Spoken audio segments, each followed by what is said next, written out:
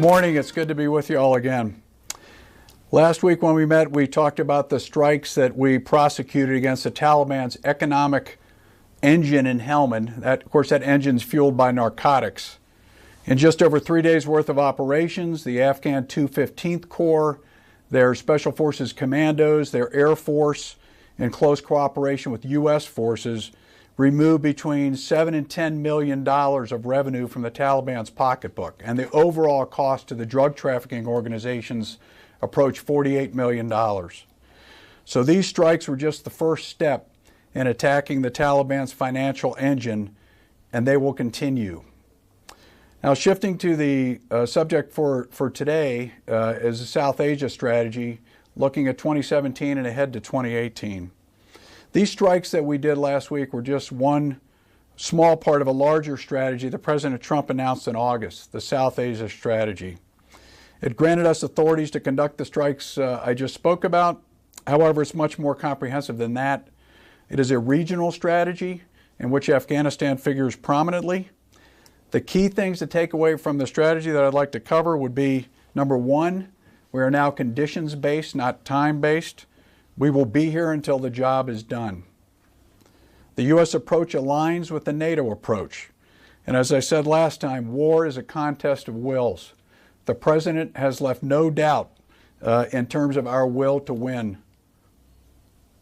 The goal of this strategy is reconciliation, a negotiated settlement which lowers the level of violence.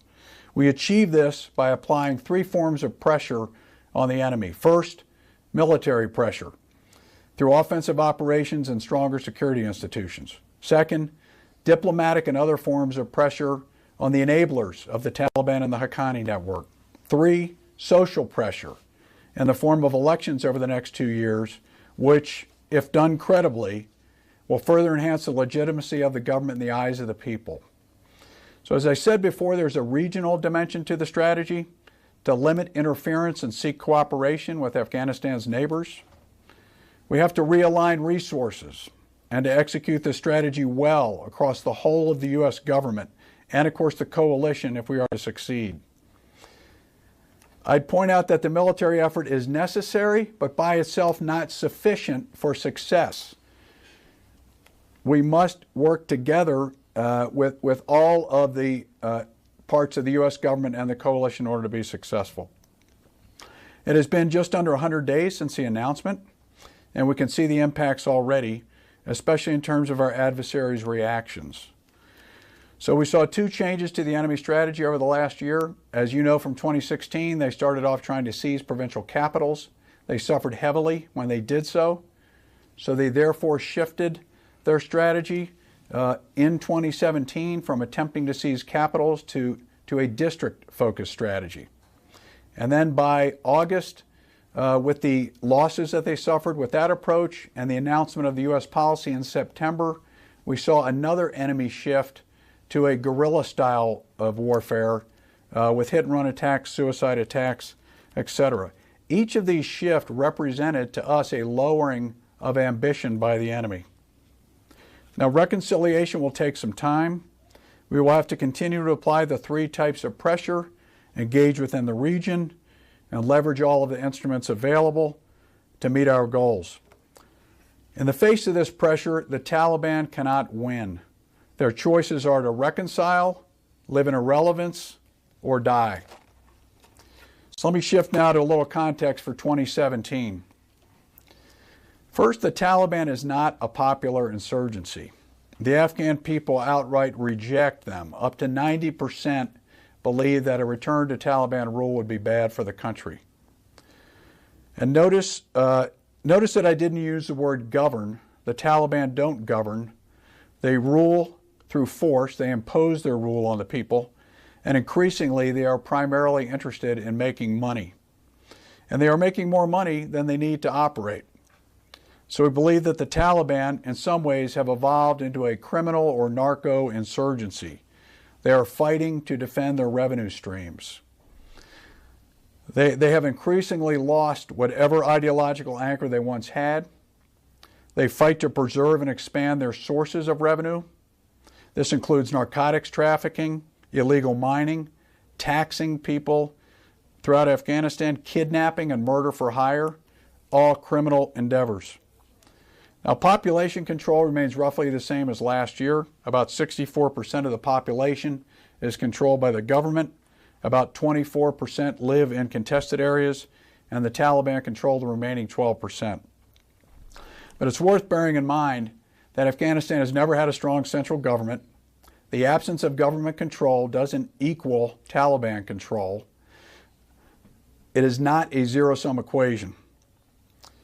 So why did things stay roughly the same through August of this year? Well, we fought most of this year through August 21st at the lowest level of U.S. force and capability, and therefore the highest level of risk in our 16-year war in Afghanistan.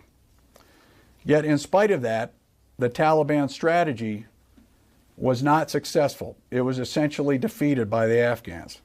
After suffering heavy casualties from attempting to take provincial capitals, the Taliban shifted, as I mentioned, to districts, and then they shifted again to guerrilla-style warfare. Suicide attacks, hit and run, designed to maintain relevance and to inflict casualties, but not to gain and hold new terrain. So we're seeing the nature of the Taliban's efforts changing across the board. I mentioned the steady decline in the level of ambition. Meanwhile, the Afghan security forces have become more capable this year. And I want to reiterate something that President Ghani often says: the Afghans own the fight and are proud to. They are willing to fight and die for their future, their country, their families. And in so doing, they're not only fighting on behalf of themselves, but they are fighting against the terrorists who would threaten our homeland and the homelands of our allies as well. So the Afghan security forces went on the offensive this year. This was a result of leadership changes that President Ghani made in May, when he changed out 5 of 6 corps commanders, as well as a new chief of general staff and a new minister of defense. These new leaders led offensive operations. At many times throughout the year, we had offensive operations in all 6 core areas. Absolutely new in the last 3 years. Never happened before. These changes in leadership, strengthened and supported by the renewed international will and the U.S. policy announcement, have shifted the momentum in their favor. So did air power. And thus far in 2017, the U.S. has tripled the amount of air-delivered munitions that we've employed. As assets free up from Iraq and Syria and the successful fight against Daesh in that theater, we expect to see more assets come to Afghanistan. So on that subject, I want to take a moment to address the issue of civilian casualties. First, I'd say we go to extraordinary lengths to avoid civilian casualties. We have a rigorous process in place to investigate any allegation, from unit plans to aircraft gun tapes to any interviews, even things that appear in the media. We investigate thoroughly every single allegation. Now, there were allegations of increased CIVCAS by aerial fires produced by UNAMA this year. We have great respect for UNAMA, and we work closely with them, but we don't always agree on the figures. And in fact, we disagree on some of these numbers regarding aerial casualties. An example of why we would disagree, for example, would be an allegation occurs in a particular place at a particular time. We go back and review and find that we did not drop a munition on that day in that location, for example. This might be one of the reasons that we would disagree. But increasingly, of course, the Afghans are building better accountability of every place and time that they drop a munition. And of course, we have almost 100% accountability on the U.S. side every time we deliver an aerial munition. So this would be one of the reasons why we would disagree on the numbers. Keep in mind that the U.S. tripled its munitions, but the Afghan Air Force has also grown significantly in its capability to deliver fire since 2016. We are training their pilots.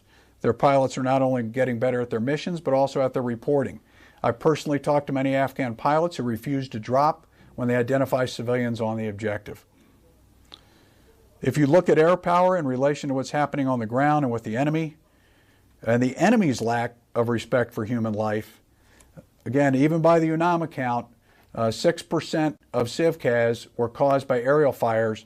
The vast majority of the 8,000 allegations that UNAMA has of civilian casualties were caused by the Taliban, Daesh, and other anti-government elements.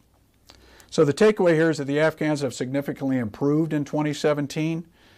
again with all 6 of their corps on the offensive simultaneously, and the stand-up of the new Special Operations Corps as well, so in effect 7 corps on the offensive taking the fight to the enemy. And within a few days from now, Afghan Special Forces, along with U.S. Special Forces, will take the fight to Faryab in the northwest part of Afghanistan, and they will support the Afghan government's efforts there to destroy Daesh, where they have appeared in Jowzjan and Faryab. And of course, we're committed to their destruction wherever they appear across the country. Daesh has been unable to establish a caliphate in Afghanistan. This was their ambition 2 years ago. And we see no evidence of fighters making their way from Iraq and Syria to Afghanistan because they know if they come here, they will face death. We've isolated them largely from their outside finance and support, and they're having trouble replacing their leaders. Nevertheless, they do still recruit locally. These are primarily non-Afghans, some members of Islamic Movement Uzbekistan, and many former members of the Pakistani Tehrik-i-Taliban Pakistan. Since March, we've conducted about 1,400 ground tactical operations and strikes, removing over 1,600 Daesh from the battlefield and reducing over 600 of their structures, facilities, fighting positions, etc. And again, it is Afghans who are leading the way in this fight against Daesh, Afghan commandos in particular. Now, looking ahead to 2018, President Ghani is bringing about a generational change in the leadership of the security institutions. And in keeping with its new inherent law, the Afghan government has notified over 2,150 colonels and generals from the Ministry of Defense that they will retire with dignity within the next year. The goal here is to shift the leadership of the Ministry of Defense and the Ministry of Interior from the generation of the 1960s to the generation of the 1990s. We're also working closely with the government to reconstitute the force over the winter, so they'll be ready for renewed offensive operations in the spring. We have mechanisms in place with the U.S.-Afghan Compact to assure transparency and accountability, and new fiscal tools that we can use to look inside of the personnel pay and fuel systems of the Afghan government. On August 29th, we signed a memorandum of agreement with the Afghan government, which allows audits of the Ministry of Finance and the banking system to assure that U.S. taxpayer dollars are going for their intended purpose. That first audit is ongoing right now. This is coupled with an effort where we are biometrically enrolling every soldier and policeman, 10 fingerprints, 2 retinal scans, and detailed family data to assure that we eliminate ghost soldiers from the rolls. Now, this process is going to play out through April, so by the middle of next year, we expect to have much better visibility on all ghost soldiers and the true strength of the forces, and then be able to follow the pay when it goes from the United States into the Ministry of Finance, through the banking system, down to an account that belongs to a biometrically identified soldier. So this will be a first. And again, we have President Ghani's strong reform agenda to thank for that. Now, regarding the U.S.-Afghan Compact, it is more than just a counter-corruption effort. It also provides milestones, several hundred of them, that will play out over the next several years to track the specific progress of the Afghan security institutions as they improve. Thus far, out of a possible 172 milestones, the Afghans have accomplished 163 of them, a very good performance rate. And we continue to track these on a monthly basis. We review them with the President, and then the President reviews them with the leadership of our government. This coming Saturday, the Acting Minister of Defense, Minister Bakrami, will sign a child protection policy which will set clear procedures and hold those accountable who violate the rights of children. This policy sets out procedures for monitoring, reporting, and investing violations by any Ministry of Defense personnel.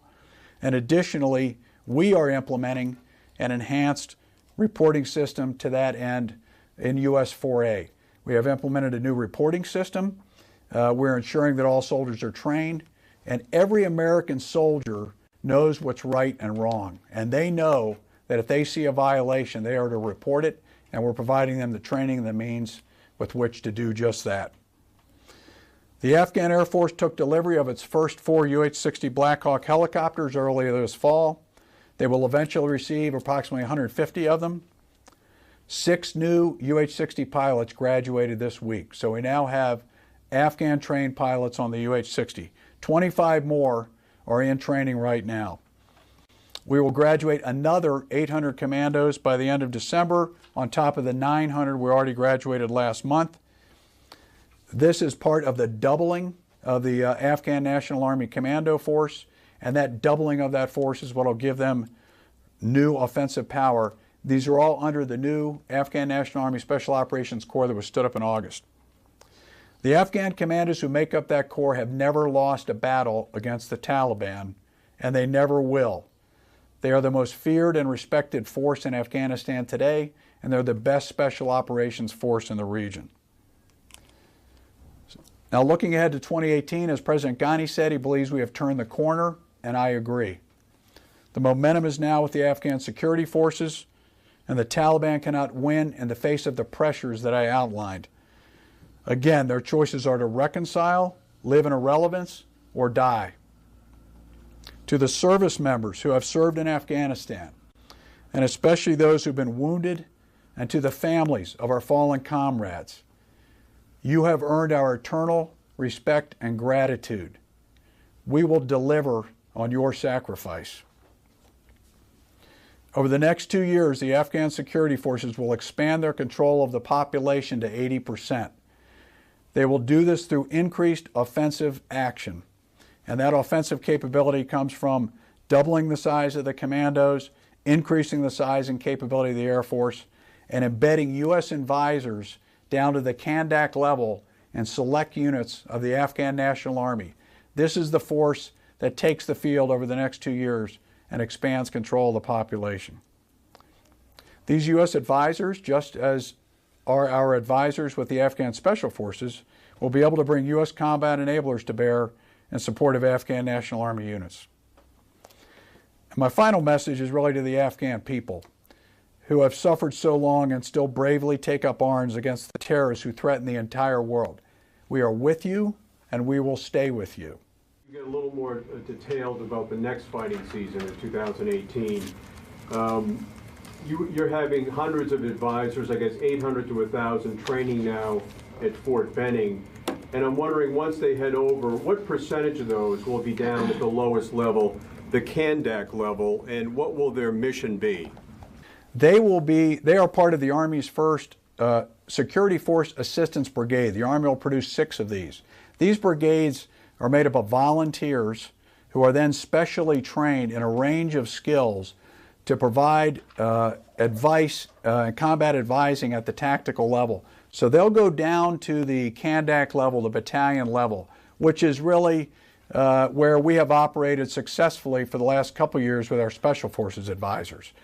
So these advisors will operate in teams. So you'll have a team that would go to the Kandak. We will move these teams to those units that are conducting offensive operations. And then those teams will be backed up by U.S. combat enablers, not only for the protection of our own force, but for the support of the Afghans as well. And so this will enable us to help the Afghans with their offensive operations simultaneously in multiple corps. And so the intent is really over the winter, we'll maintain some limited offensive operations, but also focused on regeneration of the force. And then as we roll into the spring, March, April, and beyond, they will go on the offensive. So these offensive operations are designed to secure the portions of the population that are in contested areas primarily. 2 purposes. 1, expand control of the government over the population to increase the government's legitimacy and to protect the people. But also, secondly, in advance of the elections, this will help for a more secure election, which should set the conditions for a more credible election. So when we have greater security around the polling places, we can have more observers at those polling places, which again can add to the legitimacy and credibility of the election. So that's what's going to play out over the coming months, Tom. I'm wondering how many of these advisors will actually be down at the Kandak level. Can you give us a percentage? Is it 100, a couple of hundred. And from what you're saying, they'll be going outside the wire. They'll be on offensive operations, which means they're at greater risk. As far as advisors, you know, they all might not be out at the same time, but we're talking about between the Afghan National Army, conventional corps, and the special forces, you're looking at well over 1,000 advisors out at any given time. And then on top of that, all the additional enabling capabilities that will be in support of them. So we're going to great lengths, of course, to assure their force protection. So this is done by all the ways that we would normally assure force protection, through the use of what we know as combat enablers. So anytime a U.S. soldier, Marine, sailor, airman sets foot on the battlefield, there is always a whole array of support behind them. This includes, you know, ISR assets. It includes command and control. It includes fire support in the form of artillery, air, attack aviation. It includes logistical support in the forms of medevac. So this is how we'll be recomposing the force over the winter to enable us to do that, so that these advisors can be out there with the Afghans to enable those offensive operations that, again, will maintain a tempo that will enable them to start retaking the 80% of the country over the next 2 years. Advisors going outside the wire will clearly be at greater risk, because right now most Americans are inside large bases. Yes, there will be greater risk, absolutely. So, but we've been doing this the last few years, as you're aware, Tom, with our special forces. So, and then this year we have also been doing advising outside the wire around the country. So we conducted this at the brigade level typically because we weren't established, but this has been a part of the NATO structure since last year. These billets have primarily been filled by Americans, but we have been doing this to some extent over the past year. Next year, however, this will increase dramatically over what we've done in the past year. So have you seen a change in Pakistan's support for militants since the new South Asia strategy? And if not, how do you get them to change? Because whatever's been done in the past 16 years clearly doesn't seem to have worked. We've had a lot of senior level engagement, Secretary of State, General Votel. We've had senior delegation from the State Department and National Security Council travel over there as well. They've all met with the Pakistani leadership. Pakistani leadership has come to Kabul and met with President Ghani. They identified certain steps that they were going to take. We've not yet seen those steps play out. This is very much a dialogue capital to capital right now. We'll have other senior level visits coming up. And then as far as the time frame for actions on either side, I'll leave that to our senior leadership to discuss.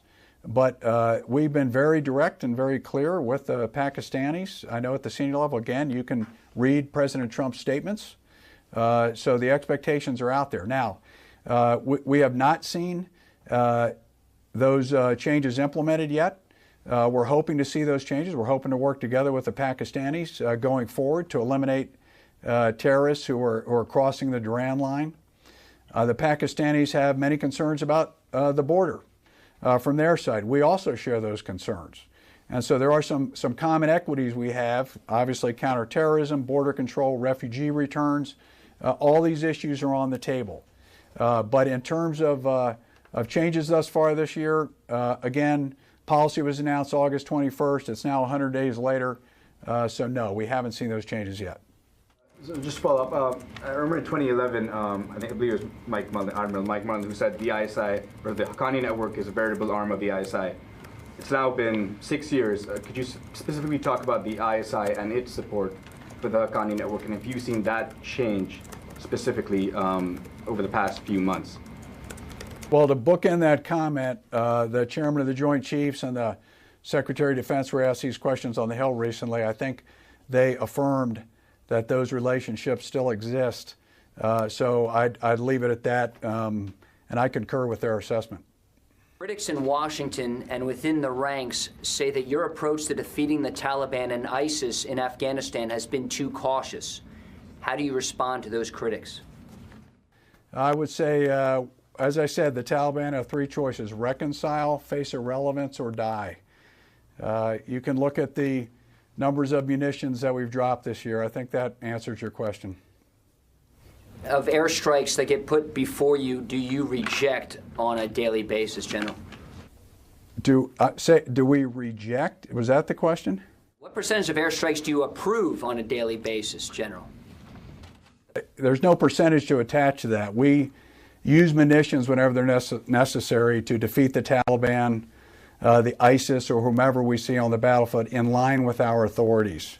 So those authorities enable us to use U.S. combat enablers in support of the Afghans on the offensive operations. As I said, 6 corps were on the offensive simultaneously this year. So we made extensive use of munitions in support of the Afghans. In previous years, we've used aerial delivered munitions to defend, to repulse the Taliban from cities, for example. So we make extensive use of air power, and very seldom do we wave off an airstrike, unless there were a risk of CIVCAS. And finally, with this new war on drugs using B-52 bombers, why did it take 16 years for this new strategy to go after Taliban drugs as going after their revenue streams? Why now? Yeah, this is not a war on drugs. This is a war on Taliban revenue. So there's about 13 drug trafficking organizations in Afghanistan, 7 of them connected to the Taliban in Helmand alone. And so we are striking those specific organizations that are linked to the Taliban, Taliban cartels, if you will, that now provide the majority of their revenue. This is allowed under the authorities that I was granted under the new U.S. strategy. I could not do that previously. My colleague's question about Pakistan. If the poppies and opium are going to Pakistan for refinement and processing to turn into heroin, why don't you conduct airstrikes there against those facilities? Yeah, of course, as you know, Afghanistan is producing about 85% of the world's opium that's transferred into heroin. A lot of that processing takes place in Afghanistan. There's plenty to strike inside Afghanistan. About 40% of it does go out through Pakistan, about 30% through Iran, about 30% through the north. Our law enforcement agencies and drug enforcement agency are trying to work closely with all those governments to restrict the flow and to cooperate with them on interdiction of these organizations. I agree completely. We would want to have greater cooperation when it comes to interdicting these narcotics flows as they leave Afghanistan. Where do you currently assess the Taliban's leadership to be? Do you believe it to be in Afghanistan or Pakistan? I think their tactical level leadership is in Afghanistan in the field, but there's a reason that the 2 leadership centers of the Taliban are called the Quetta Shura and the Peshawar Shura. Those are cities in Pakistan, so I'd say the senior leadership still resides in Pakistan. On the Afghan Special Forces, I know part of the long-term plan is to double the size of the commandos and the other Special Forces groups. How is that going? Are you finding that there has to be any kind of sacrifice in quality to grow? Do you have the number of trainers you need from NATO to grow the Special Forces? And are they still doing over 80% of offensive operations? The growth of the Special Forces is on track. We've graduated by the end of December, we'll be almost 2,000 additional commandos this year. We have a steady flow of new recruits. Now, the demographics of Afghanistan, as you're probably aware, are very different from the demographics in the United States. 70% of the people are under the age of 27. So you have a lot of unemployed males who are intelligent, educated, fit, who are ready to join the Special Forces. So the recruiting pool is pretty significant. There's an appeal to joining the Special Forces and the commandos. They're better trained. They've never been defeated. They get higher pay. They're widely respected. So we're not having any trouble filling the ranks. In fact, they're having to turn away some recruits. They're also receiving recruits from inside the Army. So this is important. The growth of these units, though, we need to take the right amount of time to train them properly. They receive an initial amount of commando training. They then receive specialty training. We're going to see all of this growth is going to take 2 years, but we'll have a significant number of new commandos showing up on the battlefield next year. So we're going to see some growth in the existing Commando Kandax. We stood up the Afghan National Army Special Operations Corps this year. We stood up the National Mission Brigade this year. The National Mission Brigade is a countrywide counterterrorism force that has special forces battalions and Katejas, their high-end counterterrorism force. We are doubling the number of commando brigades. We'll go from 2 to 4. And we're also doubling the number of special police units. So the special police units, 222, 333, 444, are the high-end urban CT forces that they have. And there will now be one of these forces for all of the major urban areas in Afghanistan: Jalalabad, Mazar-e-Sharif, Herat, and so on. So this process in its entirety will take 2 years. All these forces will be on the battlefield in 2019. And a good portion of them will be on the battlefield next year, which will increase the offensive ops. But I don't anticipate they're going to be doing the 70–80% of the operations in the past. And this is because we're going to see a greater number of offensive operations performed by the conventional Afghan corps. So just like you saw in Helmand this year with the 215th Corps going on the offensive, we're going to see that now in other corps as well. And this will mean probably the overall percentage of commando offensive operations as a part of the total will drop somewhat. How many civilian casualties have happened this year, according to the U.S. assessment? Ideally, aerial strikes specifically. How much has been paid in condolence payments? And how many military personnel are dedicated to investigating civilian casualties? Yeah, whenever there's a civilian casualty incident, we immediately stand up an investigation board.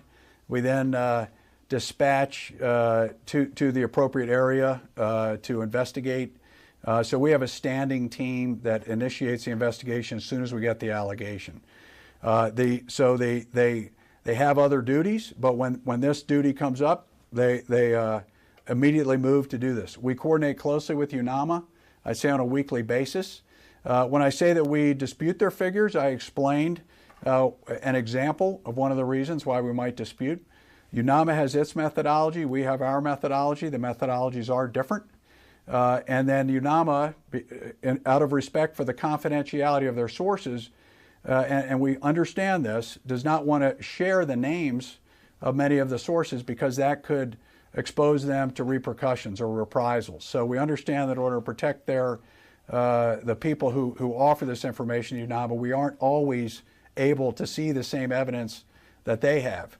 So this means we then need to go through a separate investigation almost in parallel to examine this.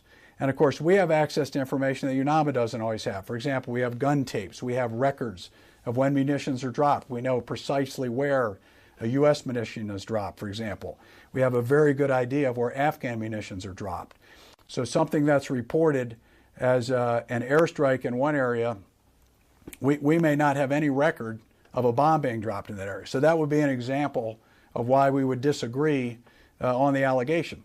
And so they're always within the total UNAMA numbers, there's a percentage of the numbers that even UNAMA concedes cannot be attributed to one side or the other. And of course, so again, different methodologies. We have great respect for UNAMA. I'll have to follow up with you in terms of the numbers. From our perspective, though, again, the overall UNAMA figure was 6% of total CivCAS by aerial fires, and we come in at something less than that. But we can get back to you with more specifics on the numbers. You'd mentioned that you tripled the number of munitions. Have you in any way expanded the number of teams that investigate civilian casualties accordingly, given the tripling of munitions dropped?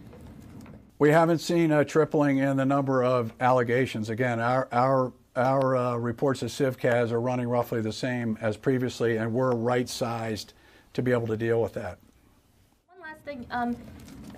I'm curious, do you follow the price of opium on a weekly basis? And if so, have you seen a change in that price since these strikes have begun on opium production facilities? I haven't seen the price of opium on a weekly basis, but my guess would be there has not been a change. The thing to remember about the Afghan narcotics trafficking organizations is that they have a lot of inventory and storage. so they don't always immediately process and transport their inventory. The yield was up this year, as you saw in the UNODC report. So we expect that, you know, the economic rules of supply and demand, much of this inventory might be put into a form of opium paste, which can be stored longer. As soon as they begin the refinement process into morphine and more refined types of heroin, then they need to move the product. So we believe a significant amount of opium is stored awaiting refinement based on market demand. Could you talk about remaining ISIS pockets in Nangarhar province? What are your estimates for the number of ISIS fighters that remain there? And what sort of percentage of U.S. airstrikes are targeting those remaining ISIS fighters? A significant portion of our airstrikes go in support of our counterterrorism efforts.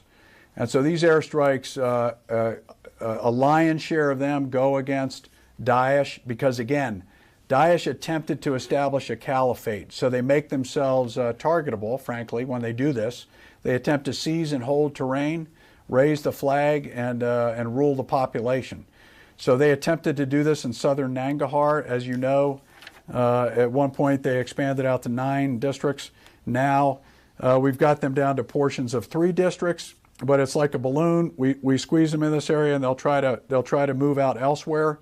What we've done now is in southern Achin, Debala districts, we pushed them south into the mountains that border Pakistan. We're seeing them move up into those valleys in those mountains, and they're attempting to move west into the area of Pachawira Gam, where they can also try to access passes through the mountains into Pakistan. Remember, most of these Daesh fighters came from Pakistan. They were from the Oryxai agency of Pakistan in the tribal areas. So they go through the passes of southern Nangarhar and they move back to their home agency. We are seeing Daesh presence in Kunar and in Jowzjan. These are 2 other provinces, but we think those numbers there are small, 300 or less in those areas. And then in the southern Nangarhar area, we think we're looking at 600 to 800. I do need a caveat, though, with saying they are actively recruiting from the Tehrik-i-Taliban Pakistan. So as you'll recall, when the Pakistan Army in their Zarbi Arb operation in 2014 pushed a lot of the TTP into Afghanistan, hundreds of thousands of TTP fighters and their families pushed into Afghanistan, and it's from these ranks that Daesh has been recruiting heavily. But from their height, we have reduced their presence significantly, and we'll continue with the fires over the winter, in particular with fires and aerial delivered fires focused on them over the winter to further reduce their numbers. Could you give us any sort of ballpark percentage of the number of airstrikes that are targeting this particular region and the ISIS fighters? You know, half of our aerial fires are going to our counterterrorism mission, and of the ones going to our counterterrorism mission, the majority of those are going against Daesh. We can get back to you with some more specific numbers, though. We're hearing that recently some ISIS fighters of European and Algerian origin came to, and I'm going to say this wrong, Jowzjan province in the north, directly from Iraq and Syria. Do you have any additional information about that? And does it change your assessment that you've previously given us that Iraq and Syria were not conduits to Afghanistan for ISIS fighters? Yeah, I'll have to follow up on that because I have not heard that report. And I would be surprised at that. The Jowzjan element, what we're seeing in the case of some of these is fighters switching allegiances, declaring themselves to be Daesh or ISIS as it suits them. This element in Jowzjan, again, numbered, we were tracking 150.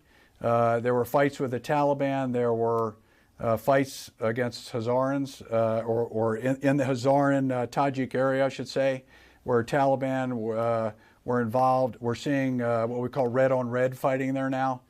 But Syrian, Algerian have not seen those reports, but we'll certainly follow up on that.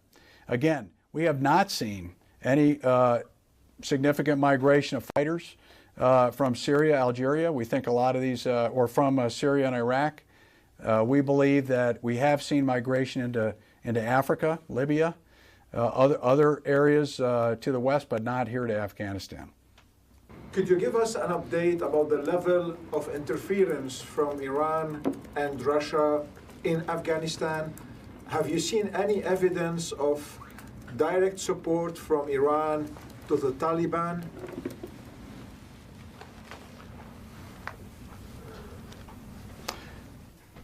So let me address those in terms. First thing I'd say is we have shared interests with Iran and Russia in Afghanistan. So we have the shared interests of counter-narcotics, the shared interests of counter-terrorism.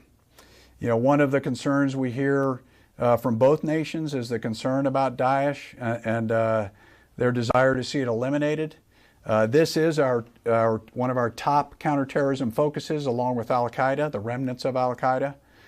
So this is an area where actually our work with the Afghans is precisely what the Russians and Iranians want. Now, what's counterintuitive here is the legitimizing or working with the Taliban, which we see in both cases, because again, the Taliban, when it comes to narcotics, are the principal traffickers of narcotics into those two countries. And as you're aware, Afghan heroin kills tens of thousands of Russians every year, and the addiction rates in Iran are extremely high too. So again, by legitimizing or supporting the Taliban, they're doing harm to their own citizens. Additionally, the support to the Taliban is destabilizing to the government, and it's the government who's being principally effective against Daesh. The thing to understand about Daesh is, of course, they are totally repugnant to the culture of Afghanistan. The majority of these fighters are non-Afghans. They're Pakistanis, they're Uzbeks, they're others. Their brutality, their cruelty is totally against Afghan culture. They're rejected by the majority of Afghans. So we're seeing a minority of the fighters in Daesh are actually Afghans. So Daesh will not get a strong showing, or will not have a strong showing here in Afghanistan. And then, of course, they are at the top of our list in terms of our counterterrorism effort. And I've talked about the results we've achieved before. So these are the basis of a dialogue, we think, on our common interests in Afghanistan with those two nations. I would additionally point out that in the case of Iran and Afghanistan, they are neighbors. There are important common equities they share beyond Daesh. This would include water rights. So Iranians need and desire water. They're allowed water under certain water treaties that exist. This is an area of potential cooperation. There's the port of Charbahar, which just opened up in Iran, through which the first shipments of wheat from India to Afghanistan flowed a few weeks ago. So there's economic equities, there's water equities, there's shared interests in counter-narcotics, there's shared interests in counterterrorism. So we hope that all these issues add up to a normalized relationship between Afghanistan and Iran, where they work together against these terrorists.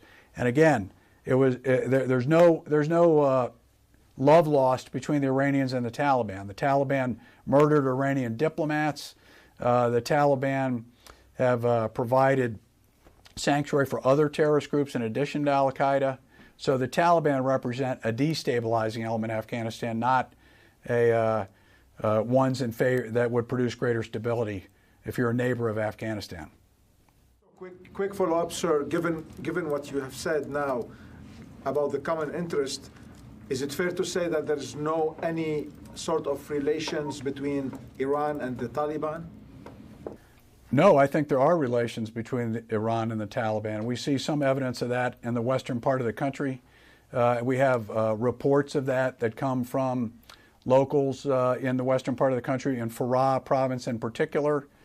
We've received many reports of Iranian-backed Taliban fighting in Farah with some advanced equipment. So we're watching this very closely. At the same time, I would say we also see a bilateral dialogue going on between the governments of Iran and Afghanistan, which we encourage in the interest of these common interests that I discussed. Can you, a fair assessment of what progress the Pakistan military has made in your time there and over the last decade in reducing the sanctuaries. They say they've lost thousands and thousands of troops. The U.S. has acknowledged that. So what progress have they made? And then going forward, what initiatives at the tactical and the strategic level do you need to see them initiate or reassert in order to bring the Taliban to the negotiating table? There are 21 designated terrorist groups in this region, in Afghanistan and Pakistan together. And they exist within a population, a combined population of well over 300 million people. And many of these people don't have, there's not high employment. There are many other difficulties that they face in their life, and a shortage of hope would be in the case of many of these people. So it's fertile recruiting ground for these organizations. So as you mentioned, many of these terrorist organizations are fighting against the Pakistan government. The most prominent of them would be the Tehrik Taliban Pakistan, but there's many others, TGG, JUA, and others. So the Pakistanis have been engaged in a very tough fight against extremism inside their own country. And so one of the major successes they had against these extremists was the Zarb-e-Arb operation, where they went into Waziristan, South Waziristan, and the majority of North Waziristan, and fought and displaced a lot of the Tehrik Taliban Pakistan. Unfortunately, many of them then came into Afghanistan across the Durand Line. So they did displace many of those terrorists who were fighting their own government. But at the same time, we've seen the ones who weren't displaced were the Afghan Taliban, the Haqqani network, who continue to reside on that side of the Durand Line. And so we want to work together with the Pakistan government and with the Pakistan military in reducing this. One of the principal issues that we want to work together on is border control. And so the mechanisms for securing the Durand Line, the border, and this is an ongoing dialogue between these two countries, Afghanistan and Pakistan. They have exchanged SOPs and proposals for how to do this. When ISAF was in the country in a large way, we helped with this process in establishing border crossing points and so forth. Unfortunately, since the rather rapid drawdown of ISAF, many of those policies, outposts, et cetera, that were in place have fallen off. One of the ways that we're working to help the Afghans improve border security is the transfer of the Afghan border police to the Afghan army. So now the Afghan army, which is a more advanced and professional organization for a variety of reasons, is going to take control of border security. And so this is ongoing as I speak. The transfer will occur in the coming weeks.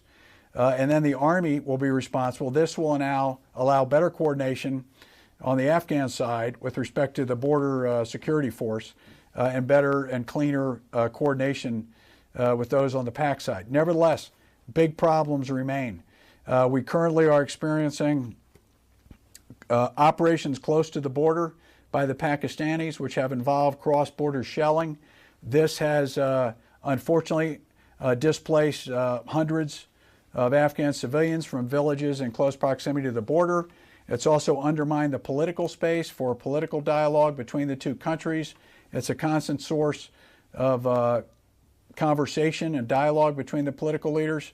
So again, I'd say right now, for that reason, these border issues, relations are strained right now. So again, we have common equities we want to work with the Pakistanis on, counterterrorism being number one. We're also ready to work on border issues, refugee returns. But as you've heard our president say, as you've heard all of our senior leaders say, we have got to see movement on this reduction of sanctuary and support for those insurgents and terrorists operating from Pakistan who are attacking our forces and our coalition diplomats and forces, as well as the Afghans, inside this country. Do you need to see then a greater offensive military operations from the Pakistan Army into those sanctuaries? And what leverage does the United States even have now to force those types of actions? The Pakistanis are conducting offensive operations at various points along the border. When we get enough notice, we try to work with them on this. One example would be their Khyber 4 operation, which they conducted last year on the southern part of Nangarhar at the same time that we were conducting our operations against Daesh on the northern side of that border.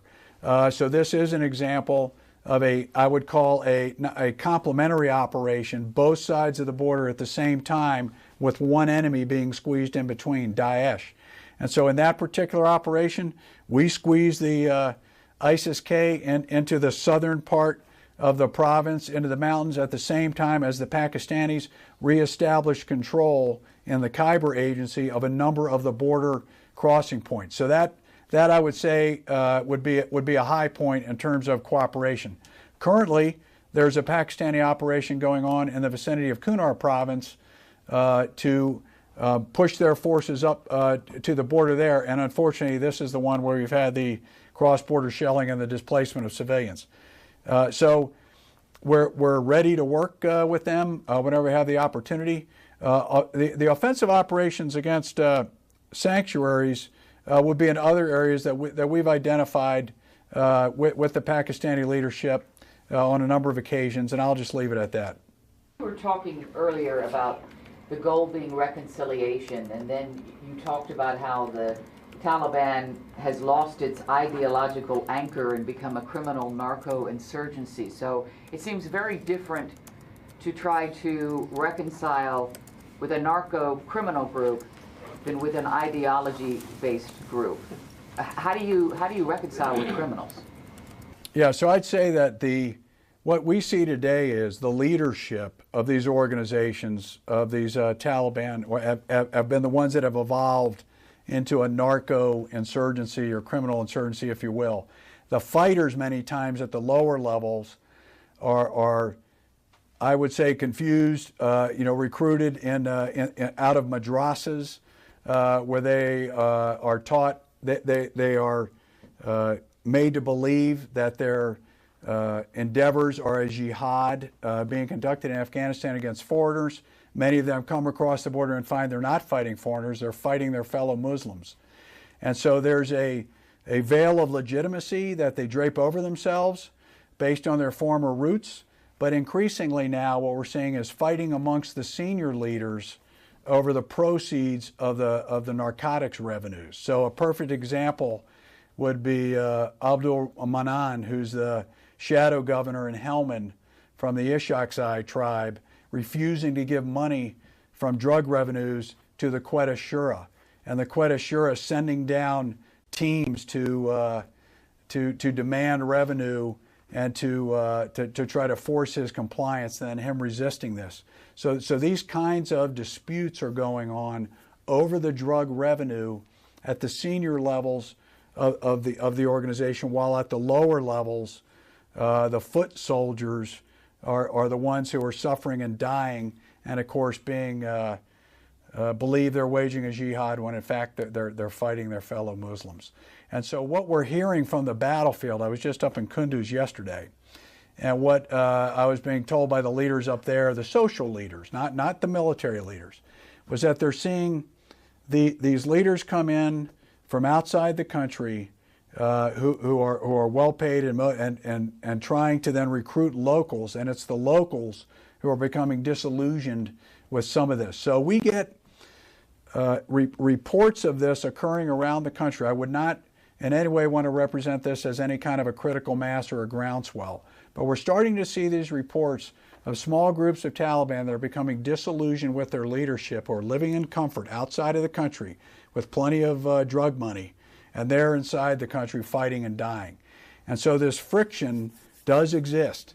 Now, whether that friction under the pressure that I talked about, that friction, if that'll turn into fissures and fractures and lead some of these folks to just say, hey, I've had enough, I'm rejoining society, that is our objective, is to what I would call kind of a horizontal fracture, if you will, between the fighters and the leaders as they decide they've had enough and want to rejoin Afghan society.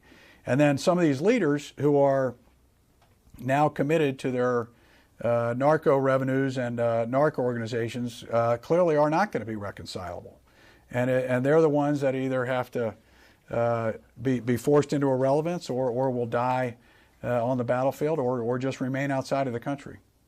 Nowhere in your remarks today or last week did you mention Al-Qaeda. We hear a lot about Taliban and Daesh, but so I'm wondering if you could give us an update on the Al-Qaeda presence in the country. What are they doing up in Kunar-Nuristan? Are they active in other provinces?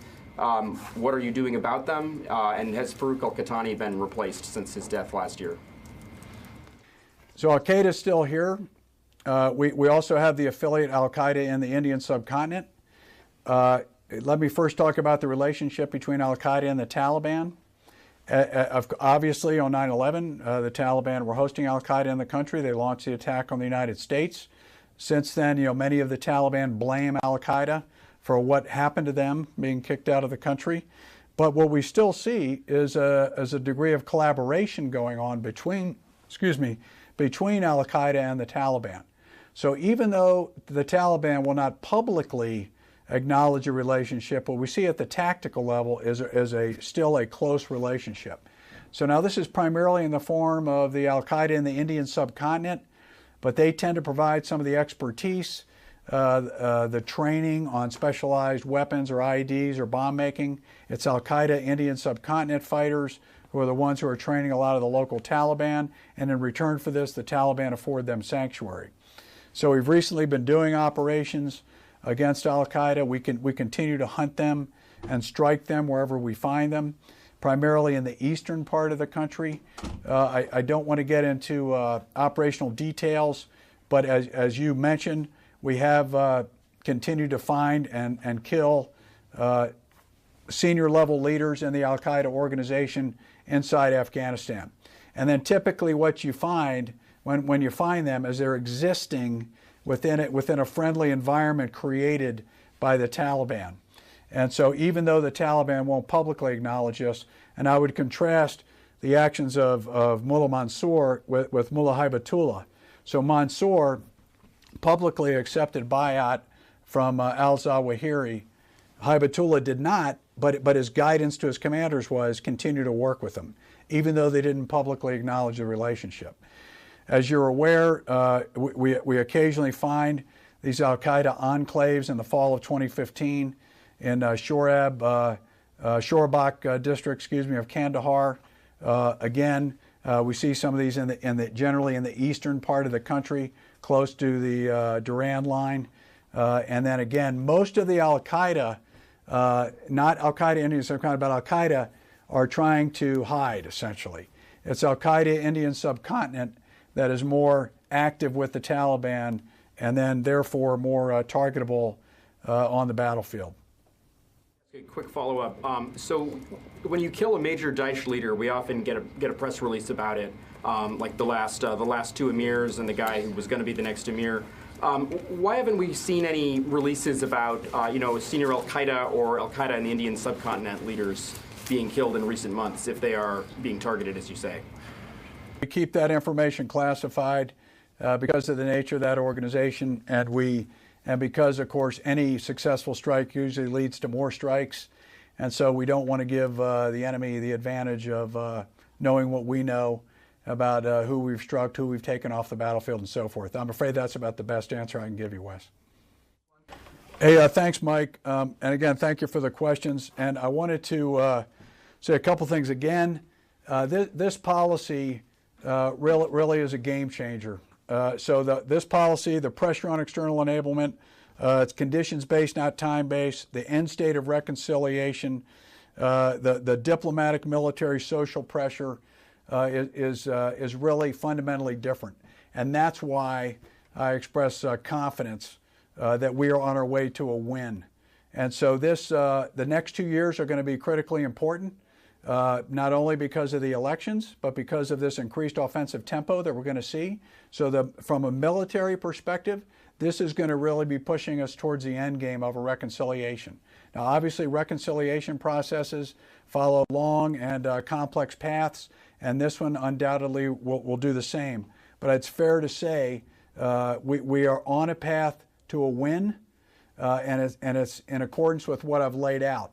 Now, what we're going to do is offer over the next several months, about every 2 weeks, different subject matter experts on different aspects of the campaign, because I understand, the war's been going on a long time. You've got a lot of questions.